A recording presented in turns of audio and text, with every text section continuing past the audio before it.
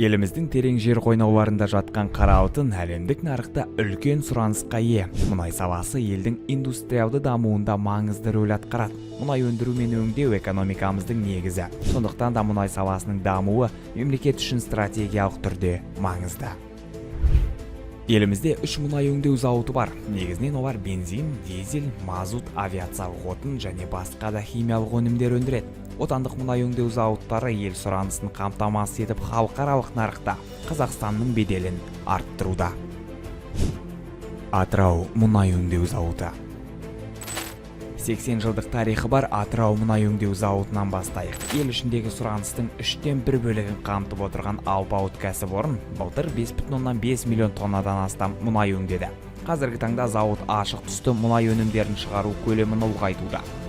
2024 жылы 1,66 миллион тоннаға жуық автобензин, осыған жете қабыл дизель және 107 мың тоннадан астам параксилол өндірген. Батыстағы ірі мұнай кәсіпорны жұмысшы мамандықтар жылы аясында зауыт қызметкерлерінің біліктілігін арттыру мақсатында халықаралық меморандумға қол қойып үлгерген. Зауыттың бастапқы өндірістік қуаты жылына 800 мың тоннаны құраған еді. Кәсіпорын 2003 жылы модернизация процесінен өтті. Зауыттың өндірістік қуаты жылына 5,5 миллион тоннаға дейін артты. Жалпы алғанда зауыт мұнаймен байланысты 21 түрлі өнім шығарады.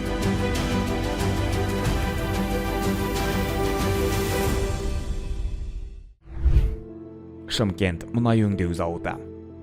1985 жылы Шымкент қаласында салынған ірі өндіріс ошағы. Шымкент мұнай өңдеу зауыты республикадағы ең жаңа зауыт болып табылады. Аталмыш кәсіпорын елдегі мұнай өңдеу зауыттары шығаратын өнімнің шамамен 30%-ын өндіреді. Шымкент мұнай өңдеу зауыты бұл Қазақстанның оңтүстігіндегі жалғыз мұнай өңдейтін зауыт.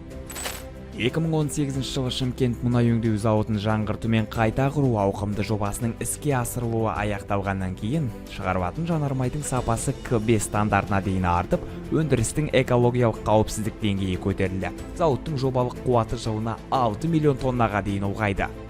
Шымкент мұнай өңдеу зауыты шығаратын өнім Еуразиялық экономикалық одақ стандартына, заманауи және жоғары технологиялық процестер мен қайта өңдеу технологияларын қолдану стандартына сәйкес келеді.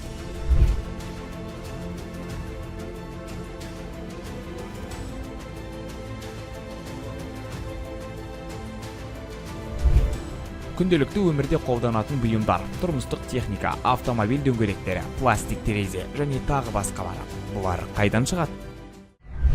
Оның жауабы Павлодар мұнай химия зауыты. 1971 жылы зауыт құрылысы басталды. 1978 жылы зауыттың бірінші кезегі қуаттылығы жылына 6 миллион тонна мұнайды алғашқы өңдеу жөніндегі ЛК6У кешені пайдалануға берілді.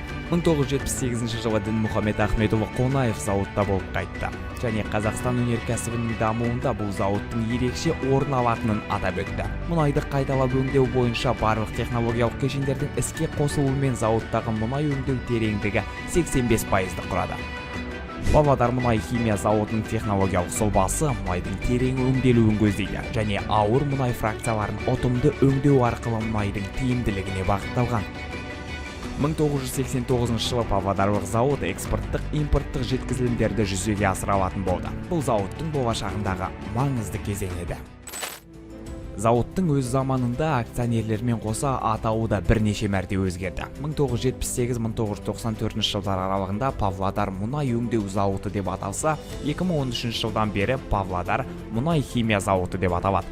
Зауытты жаңғырту жобасы аясында Ұлыбритания, Италия, Дания, Қытай және ресейлік ірі компаниялармен сенімді серіктестік қатынас орнатылды. 2017 жылы зауытта ірі жобалар басталды. Павлодар мұнай химия зауытын жаңғырту, қолданыстағы өндірісті жаңарту және жөндеу жұмыстарының циклін ұлғайтуға бағытталған ауқымды күрделі жөндеуден өтті.